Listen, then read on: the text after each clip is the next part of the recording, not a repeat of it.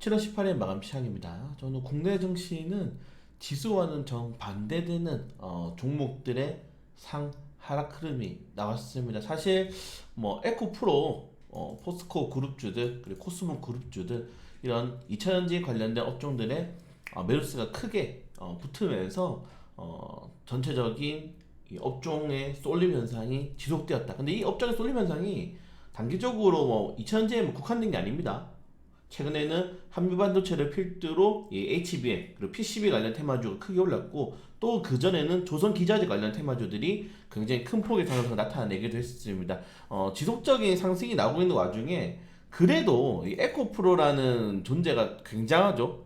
2023년도 국장 주식 알고리즘인데 에코프로를 못 산 사람들은 결국 지금 패배자가 되고 있습니다. 네, 그렇기 때문에 에코프로에 대한 포모 현상, 추가적으로 에코프로를 매입하려는 사람들과 에코프로를 목표가 거의 한 200만 원까지 보유하려는 사람들의 지속적인 투자 심리가 확대되면서 전체적인 거래대금을 쓸어 담는 모습. 그리고 포스코 그룹주 같은 경우에는 이제 에코프로의 대체 종목이죠. 에코프로가 그래도 100만 원이고 뭐 에코프로비움도 굉장히 가격대가 높기 때문에 단기적으로 그런 걸 사지 못하는 종목들, 뭐 본들은 이제 포스코 그룹주라든가 아니면은 코스모 화학 그룹주들로 수급이 이동하는 모습이 나왔습니다.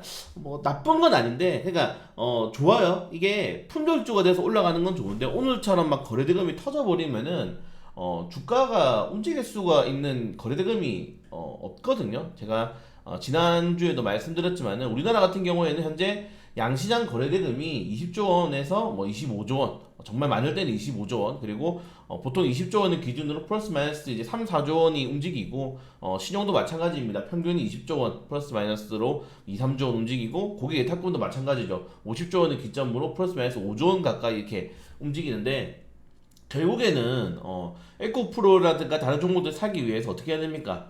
네, 기본적으로 가지고 있는 종목들을 팔 다음에 사야 되잖아요. 거기에 대한 매도세가 나올 수밖에 없었다. 그래서 업종들이 쏠리게 되면은 지금 주도가 할 수 없는 종목들, 주도주에 편승하지 못한 종목들은 단기적으로 부진할 수밖에 없는 흐름들을 이어나가고 있다. 그 종목들이 잘못한 게 아닙니다. 지금 시장 자체가 미국도 빅테크 그 7개 업종들이 시장 이끌어 나가고 있고, 우리나라도 이런 양극화 현상이 두드러지고 있기 때문에 더욱더 내 종목들이 그런 대세 업종에 편승되는 걸 좀 기다려야 되지 않나, 아니면은 달리는 말에 타야 되지 않나 라고 생각되는데, 변수가 너무 많기 때문에 저는 이렇게 되는 겁니다. 지금이라도 네. 이렇게 생각하시는 분들이 많다는 거죠. 그러니까 에코프로의 이런 열강이 과연 언제까지 이어질 것인지 조금 더 지켜봐야 될 필요가 있을 것 같고, 없어서 너무 배가 아프네요. 네, 개인적으로. 그걸 제외하고는 약간 뭐 FMC 회의를 앞두고 좀 쉬어가는 시장이 되었다. 그리고 중국이 중화권 증시가 지금 계속적으로 너무 부진합니다. 중화권 증시가 부진하기 때문에 국내 증시도 당연히 영향을 받을 수밖에 없다는 점들도 시장이 약간 부담감이 되고 있는 상황입니다. 그래서 뭐 전체적으로 장 거래 시작과 동시에 1시간 안에 사실 승부가 났죠. 1시간 만에 하락 종목들이 거의 한 1,500개 이상 넘어가고, 대형주 특정 업종도 위주로 수급이 집중되면서 오늘 시장도 이렇게 흘러가겠구나 했는데 역시나 그렇게 흘러갔다. 그래서 조선기자재, 반도체, 2차전지 업종들, 그리고 그 사이사이에 우크라이나 재건, 그리고 흑해 곡물 이슈로 인해서 뭐 농업 관련 테마들 이렇게 흐르는 모습들이 현재 7월 달에는 좀 두각을 나타내고 있다는 점들 확인하시면 될 것 같습니다. 이게 전체적인 시장으로 봤을 때는 건전한 시장은 아니죠. 사실은 우리는 수출 주도 업종들이 좀 많이 수급이 들어와줘야 되는데 아직도 그렇게 반등이 나오고 있지 않는 모습이다. 이 정도까지만 확인하시면 될 것 같습니다.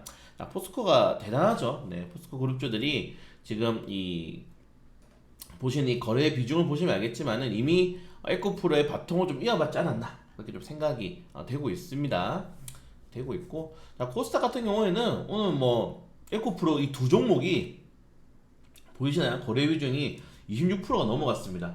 에코프로 두 종목이 거래금이 한 10% 미만 정도 되면은 전체적인 종목의 상승 종목이 많아요. 근데 이렇게 20%가 넘어가 버리면은 하락 종목이 더 많을 수밖에 없습니다. 다 에코프로로 쏠려 버리거든요. 100만 원 나오는 거 오케이인데 품절주가 돼야 돼요. 그러니까 더 이상 완전히 매도하는 사람이 없이 계속 이제 그냥 매수자만 붙어서 푸드주가 돼버리면은 주가는 오르고 지수도 오르는데 거래 비중이 크지 않으면서 다른 종목들로 좀 분산이 되는 모습들을 기대할 수 있는데 그런 것들이 조금 아쉽다. 이 정도까지만 보시면 될 것 같습니다. 그래서 이번 아니죠, 하반기에는 사실은 반도체, 배터리, 뭐 자동차 이렇게만 가고 있어요. 여기 플러스 아까 말씀드린 조선 기자재라든가 뭐 테마주들이 몇 개 움직이는데 결국 대형주들이 움직이고 있는 모습들이기 때문에 이 종목들이 하반기까지는 쭉 시장 이어나갈 수 있고, 특히 이 업종들이 좋은 게 뭐냐면은 반도체는 엔비디아, 네, 배터리 자동차 배터리 같은 경우에는 뭐 이 테슬라, 그리고 자동차 같은 경우에는 현대차, 기아차가 실적이 굉장히 좋게 나오죠. 각자의 명분과 모멘텀이 있어요.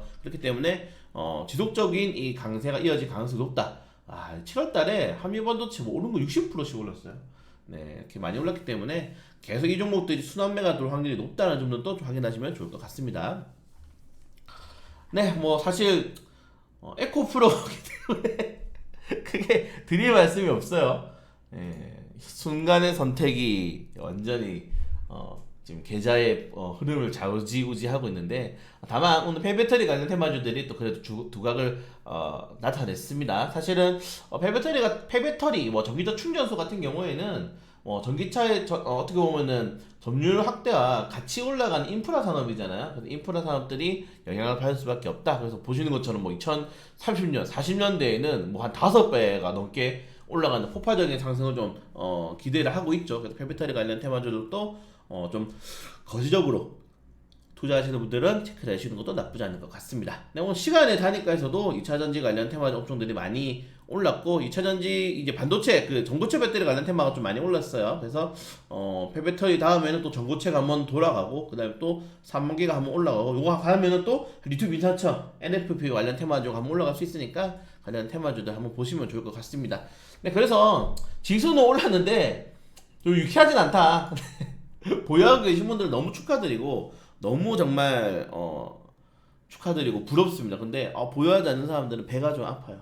네, 배가 아프기 때문에 아까 말씀드린 것처럼 대형주들이 품절주가 돼서 지수는 받쳐주면서 분산이 좀 돼야지 사실은 이걸 뒤집을 수 있는 시장이 올 수 있다. 근데 보통 이렇게 하락 종목들 한 1800, 2000개 가면은 그때부터 또 국내 증시는 바로 반전이 나오기 때문에 또 내일도 이런 단기적으로 하락 쪽이 크게 나온 종목들에 대한 반발 매수 심리 한번 기대하면서 시장 한번 볼 수 있도록 하겠습니다.